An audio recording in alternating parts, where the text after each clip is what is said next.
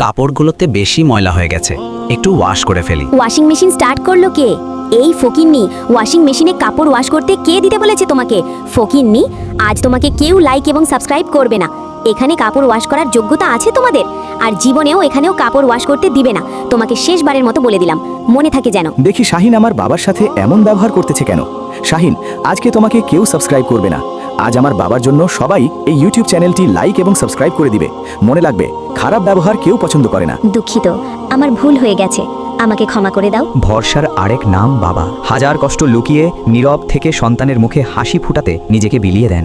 যে সন্তানের মাথার উপর বাবার ছায়া থাকে না, সেই সন্তান জানে এই পৃথিবীটা কতটা কঠিন আর কতটা স্বার্থপর। তুমি কি জানো না আমি বাবাকে কতটা ভালোবাসি? আজ সেই বাবার সাথে তুমি খারাপ ব্যবহার করতেছো। আমার ঘরে তোমার কোনো জায়গা নেই, তুমি আমার বাড়ি থেকে চলে যাও। আমার বাবাকে যে সম্মান করতে পারে না, আমি তাকে আমার বউ হিসেবে কখনো রাখতে পারি না। সম্মানিত বন্ধুরা, আমার সিদ্ধান্ত যদি সঠিক হয়ে থাকে এবং আপনি যদি আমার মতো বাবাকে ভালোবেসে থাকেন, আমার ইউটিউব চ্যানেলটি অবশ্যই লাইক এবং সাবস্ক্রাইব করে যাবেন।